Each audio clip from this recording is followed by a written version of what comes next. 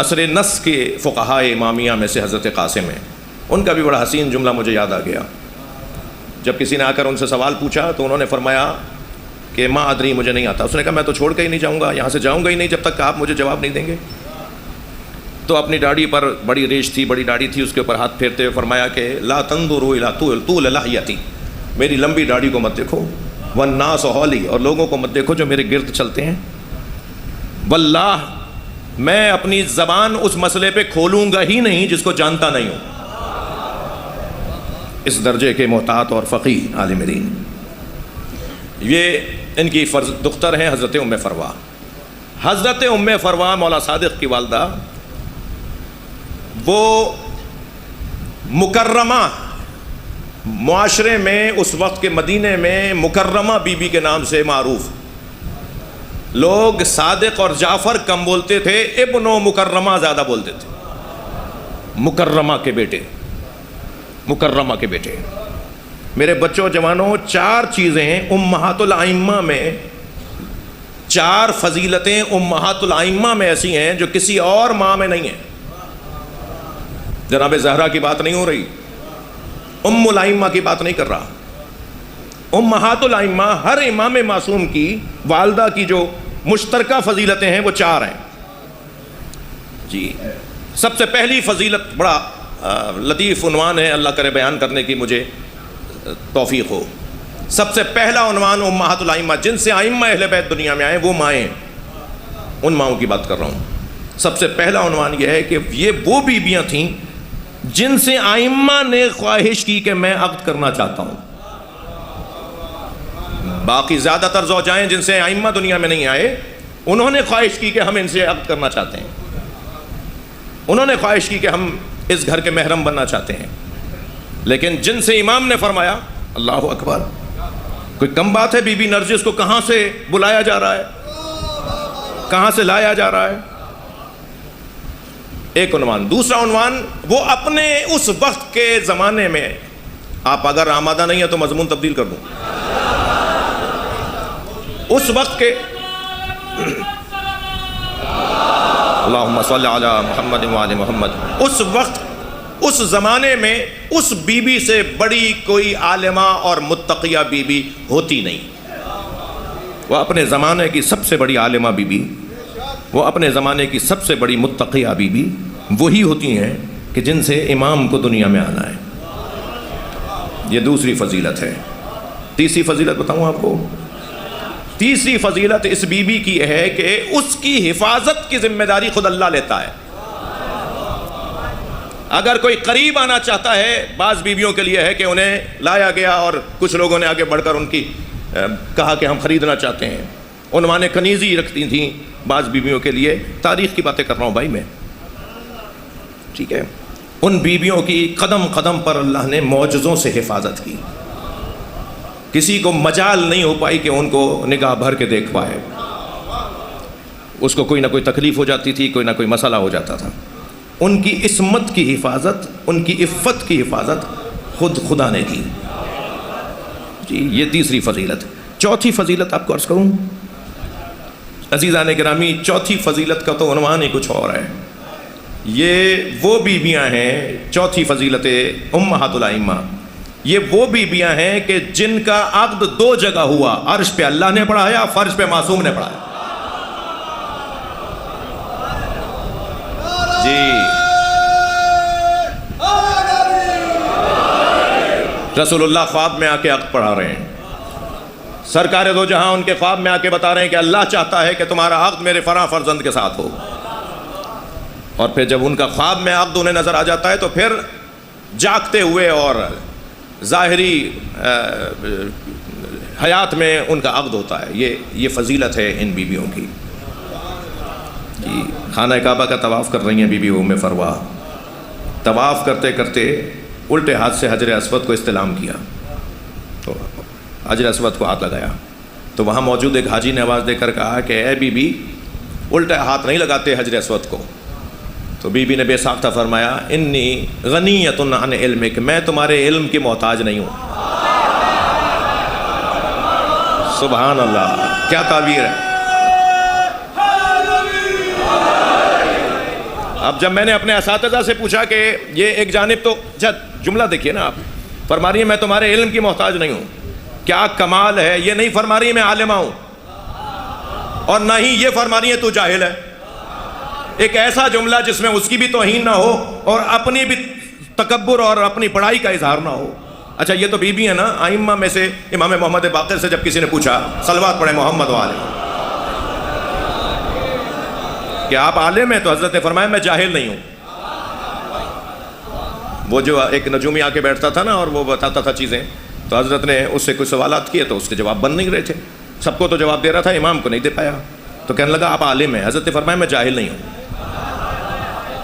کیا انداز ہے اہل بیت کے بولنے کا جی۔ فرماتی ایک تو یہ پیغام، دوسرا پیغام میں نے جب اس کو سمجھنے کی کوشش کی کہ یہ روایت کو کیسے سمجھوں، تو حالت طواف میں، حاجی حضرات بھی بیٹھے ہوئے ہیں، حالت طواف میں اگر کوئی حجر اسود کو سیدھے ہاتھ سے استلام کرے گا، ہاتھ لگائے گا، لمس کرے گا، مس کرے گا، تو اس کا رخ مڑے گا، اور حالت طواف میں رخ موڑنے سے طواف باطل ہے۔ جو سرکار نے سیدھا ہاتھ لگایا ہے وہ طواف کے بعد لگایا ہے، طواف کے دوران امام صادق کی والدہ کا عمل یہ نظر آتا ہے، اور فرمایا اگر امت کے کسی خاتون کو کوئی مسئلہ پوچھنا ہے تو میری ماں کے مسئلے کے جواب کے بعد اسے کسی کے جواب کی ضرورت نہیں، جو وہ کہہ دیں وہ آخری بات ہے۔ عالمہ، فقیہہ بی بی اور امام جیسے علم کا عنوان رکھنے والی کی ماں بی بی۔ عزیزو، مصیبت، ماتم، گریہ، عزاداری، غم اسی چیز کی ہے کہ جن کی عزت، احترام، مقام، عظمت اللہ نے اتنی روشن رکھی، ان کے ساتھ کیا ہوا۔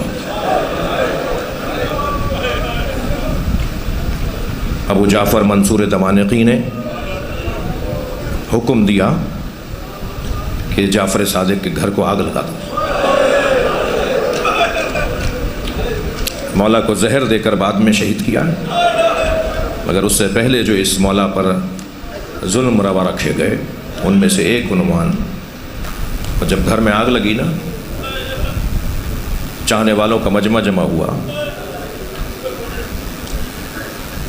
تو حضرت کو ایک چاہنے والے نے روتے ہوئے دیکھا، تو اس نے کہا مولا آپ ہمارے صابر امام، آپ ہمارے غیور امام۔ فرمایا کہ جب گھر میں آگ لگ رہی تھی، فیہا علویات، تو گھر میں سیدانیاں تھیں، گھر میں نبی زادیاں تھیں، اجرکم اللہ، گھر میں بیویاں تھیں، ہن تنتقل من حجرۃ الی حجرہ، جب آگ لگ رہی تھی تو وہ ایک حجرے سے دوسرے حجرے میں جا رہی تھی، من مکان الی مکان، ایک جگہ سے دوسری جگہ جا رہی تھی۔ یہ کہتے ہوئے امام نے فرمایا میری سب سے چھوٹی بیٹی فاطمہ کے دامن میں آگ لگی، میں گھر کی بیویوں کے کپڑوں میں، دامنوں میں لگی ہوئی آگ چھڑا رہا تھا کہ میری نگاہ میری اپنی بیٹی فاطمہ تک گئی، جس کے بغیر میرا دن نہیں گزرتا۔ وہ مجھے فریاد کر کے کہہ رہی تھی بابا مجھے بچائیں، تو میں نے اس کے دامن سے آگ چھڑائی، اور یہ کہہ کر دونوں ہاتھوں سے سر پکڑ کر امام بیٹھے، دونوں ہاتھ سر پر رکھ کر بیٹھے اور زہر و قطار گریہ کیا۔ پھر چاہنے والے نے کہا مولا حوصلہ کیجئے، تو فرمایا مجھے کربلا میں جلتے ہوئے خیمے یاد آ رہا ہے۔ اجرکم اللہ، اجرکم اللہ، اجرکم اللہ۔ حق ہے جن کے مذہب میں رونا جائز ہے وہ تکلف کر کے نہ روئیں، اور جسے رونا نہ آ رہا ہو اللہ سے آنسو مانگے۔ یہ جو قطرہ اشک ہے نا اہل بیت کے غم میں، یہ ہمارے مرنے کے بعد ہمارے بہت کام آئے گا، اس دنیا میں بھی کام آئے گا۔ اجرکم اللہ، اجرکم اللہ۔ عزادارو بس مجلس تو ہو گئی، آپ نے گریہ کر لیا۔ جب شام سے قافلہ رہا ہو کر جا رہا تھا نا، تو امام سجاد نے محملیں تیار کروائیں۔ جب محملیں آمادہ ہو گئیں تو فرمایا پھوپھی اماں سب بیویوں سے کہیں کہ وہ آ کے بیٹھ جائیں۔ جب سب بیویاں بیٹھ گئیں تو امام نے پھر فرمایا پھوپھی اماں سب بیٹھ گئی ہیں، قافلہ رواں ہو۔ تو بی بی زینب کی آواز آئی، زین العابدین بھابی رباب نظر نہیں آ رہی۔ ایک ماں کی مجلس ترحیم بھی ہے، ایک باپ کی مجلس ترحیم بھی ہے، مجلس میں میری بہنیں بھی تشریف فرما ہیں، دودھ پلاتے ہوئے پیتے ہوئے بچوں کی مائیں بھی بیٹھی ہیں ہوں گی، اور جن گھروں میں دودھ پیتے بچے ہیں ان گھروں کے مرد بھی بیٹھے ہوں گے۔ سلام ہو جناب رباب پر۔ دو ہی کمائیاں تھیں جناب رباب کے پاس، ایک علی اصغر، ایک سکینہ۔ بھئی اپنی آوازوں کو آزاد کریں، میں بس ایسے ہی آہستہ آہستہ ہی پڑھوں گا۔ ایک کو اجلا سا کرتا پہنا کر امام حسین کی گود میں دے دیا، بال جھنڈولوں میں کنگھی کی، آنکھوں میں سرما دیا۔ میں نے یہ جملے کسی کتاب میں تو نہیں پڑھے، مگر میں نے ذیشان حیدر جوادی سے سنے۔ ایک متقی عالم دین، ایک مجتہد، ایک آیت اللہ عالم دین نے یہ جملے پڑھے ہیں، تو میں ان کا نام لے کے نقل کر رہا ہوں کہ جب بی بی رباب نے بالوں میں کنگھی کر دی، آنکھوں میں سرما دے دیا، اجلا سا کرتا پہنا دیا، تو بی بی نے پیشانی کا بوسہ دیتے ہوئے کہا، اگر دادی زہرا نے جنت میں پوچھا تیری ماں نے منہ کیوں نہیں دھلایا، تو کہہ دینا میری ماں کے پاس پلانے کو دودھ نہیں۔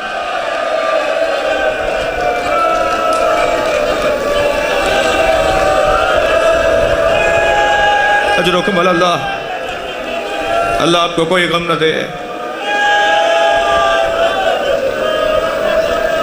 میرے ایک ہندوستان کے دوست مجھ سے کہہ رہے تھے کہ ان کے شہر بنارس سے روز عاشور تعزیے کا ذوالجنہ کا جلوس برآمد ہو کر بنارس کی کربلا میں جا کے ختم ہوتا ہے۔ کہنے لگے جلوس نکلا تو ہم 4-6 دوستوں نے طے کیا کہ ہم ذرا آگے جاتے ہیں تاکہ انتظامات دیکھ سکیں۔ کہتے ہیں ہم آگے جا رہے تھے، جلوس پیچھے تھا، تو ایک چوک پر ہزاروں کی تعداد میں ہندو عورتیں کھڑی نظر آئیں۔ کہنے لگے اس پہ بھی کوئی خاص تعجب نہیں ہوا، لیکن جب ہم قریب سے گزرنے لگے تو ایک اور بات ہمیں محسوس ہوئی کہ ہر گود میں دودھ پیتا بچہ ہے۔ تو کہنے لگے جب ہم برابر سے گزرے تو ایک عورت کی آواز آئی، بھائی مسلمان لگتے ہو؟ تو کہنے لگے، میں نے انہیں کہا ہاں مسلمان ہیں، ہم مسلمان ہیں۔ کہنے لگے مسلمان ہو تو بتاؤ بابا حسین کا جلوس کب آئے گا؟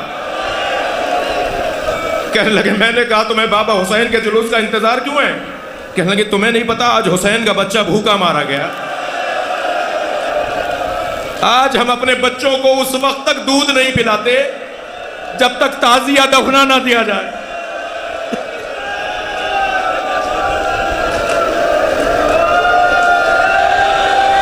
اجرکم اللہ، اللہ آپ کو اس کا اجر عطا کرے۔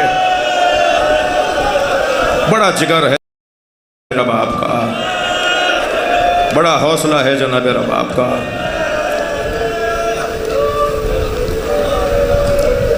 شام غریبہ میں پانی آیا، کھانا آیا۔ میری تحقیق نہیں ہے کہ کس کے گھر سے کہاں سے کھانا اور پانی آیا، مگر جب سب لٹ گیا، خیمے جل گئے، عاشور کا دن ڈھل گیا، اندھیری رات آ گئی، تو پھر کھانا اور پانی آیا۔ تو سب سے پہلے جناب زینب نے جناب سکینہ کو پانی دیا۔ تو بی بی نے فرمایا پھوپھی اماں آپ مجھ سے زیادہ پیاسی ہیں۔ تو فرمایا سکینہ پہلے بچے پانی پیتے ہیں پھر بڑے پانی پیتے ہیں۔ تو یہ سن کے کوزہ اٹھایا اور اندھیرے بیابان میں جانے لگی۔ اجرکم اللہ۔ تو جناب زینب کی آواز آئی، سکینہ اندھیرے میں کہاں جا رہی ہو؟ تو فرمایا پھوپھی اماں میرا بھائی علی اصغر پانی پینے گیا تھا، میں اسے پانی پلانے جا رہا۔ کیسے بیویوں نے جناب سکینہ کو روکا، اس کا بیان بہت مشکل ہے۔ سب بیویوں کو جناب زینب نے پانی پلایا، کچھ کھانا کھایا۔ جب سب نے پانی پی لیا، کھانا کھا لیا، تو امام سجاد کے برابر میں آ کے بیٹھی بی بی زینب اور فرمایا زین العابدین سب نے پانی پیا ہے، کھانا کھایا ہے، مگر بھابی رباب نہیں پی رہی۔ جو جہاں بیٹھا ہے، جس کے مذہب میں رونا جائز ہے، اس کی آواز بلند ہو، بی بی راضی ہو۔ فرمایا بھابی رباب پانی نہیں پی رہی۔ امام سجاد جیسے چھوٹے بچے ماؤں کے برابر میں آ کے بیٹھتے ہیں نا، ایسے جناب رباب کے برابر میں آ کے بیٹھے اور کہا ماں پانی پی لے۔ اب حکم امام ہے تو اس کے آگے تو بی بی کو کچھ نہیں کہنا تھا۔ تو پھر فرمایا ہاں زینب مجھے پانی دے دو، مگر ایک ایک گھونٹ پر دریا دریا آنسو بہائے۔ جناب رباب نے ایک ایک گھونٹ پہ دریا دریا آنسو بہائے۔ ایک ایک گھونٹ اتارنا بی بی کے حلق سے مشکل تھا۔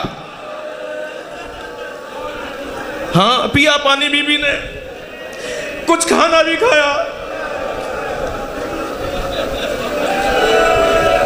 جن گھروں میں دودھ پیتے بچے میں نے اشارہ دیا تھا وہ میری بات کو زیادہ محسوس کریں.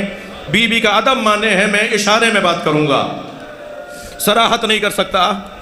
بی بی نے شام غریبہ میں کچھ پانی پیا، کچھ کھانا کھایا.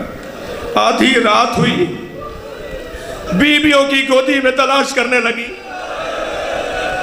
کبھی جلے ہوئے خیموں کی عقب میں جا کر کچھ ڈھونڈنے لگی، کبھی جہاں ٹیلا نظر آتا تھا اسے سہلانے لگی.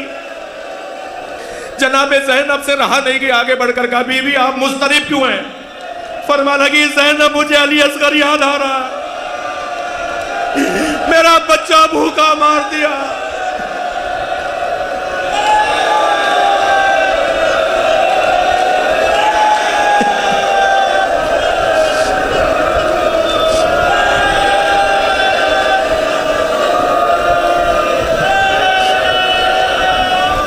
جب ساری بیویاں محملوں میں بیٹھ گئیں تو جناب زینب نے فرمایا اے زین العابدین بھابی رباب نظر نہیں آ رہی.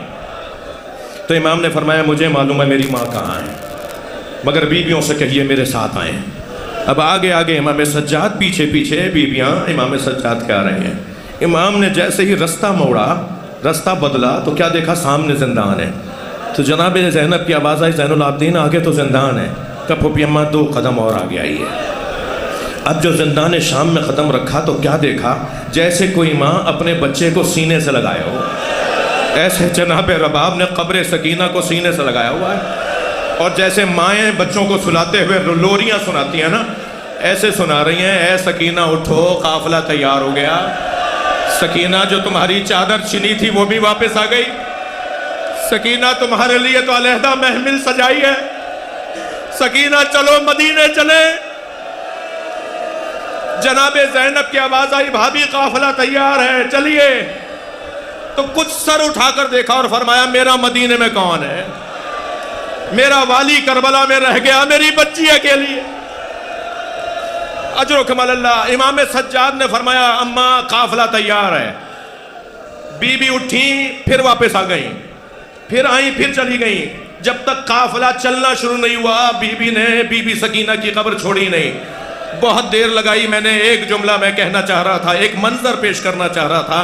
عزادارو جناب رباب کو قبر سکینہ سے اٹھانا کتنا مشکل ہے، اس سے کم مشکل نہیں تھا چلتے ہوئے خیمے سے امام سجاد کو لانا. ایک یزیدی لشکر کا سپاہی کہتا ہے میں نے دیکھا جب خیمے چل رہے تھے تو ایک بی بی چلتے ہوئے خیمے میں جا رہی ہے، مگر چلتے ہوئے خیمے کی چوب سے اس کا سر لگتا ہے. وہ رستہ بدل کے پھر اندر جاتی ہے.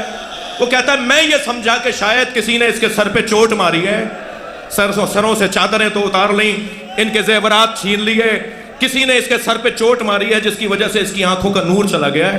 تو کہتا ہے میں دوڑتا ہوا آیا اور قریب آ کے میں نے کہا بی بی تمہیں نظر نہیں آتا آگے آگ چل رہی ہے، تم آگے آگ میں جا رہی ہو؟ تو وہ بی بی مڑی اور مڑ کر مجھے دیکھا اور کہا یا شیخ ان لنا فیہا علیل، اس خیمے میں ہمارا ایک بیمار رہ گیا ہے جو اپنے پیروں سے چل کر نہیں آ سکتا.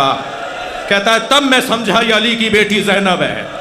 وہ جلتے ہوئے خیمے میں گئی اور اپنی پشت پر اپنا بیمار بھتیجا اٹھا کے لائی. سارے میدان نے دیکھا علی کی بیٹی علی کے بچوں کو کیسے بچایا.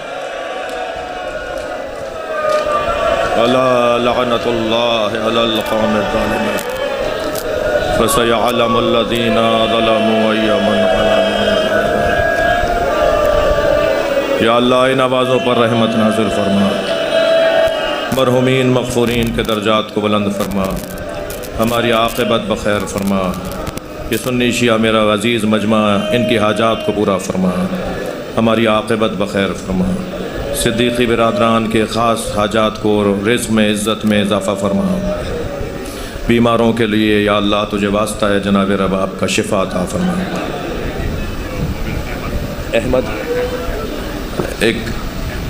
ایک جوان احمد کے نام سے بیمار ہے، محمد عامر بیمار ہے.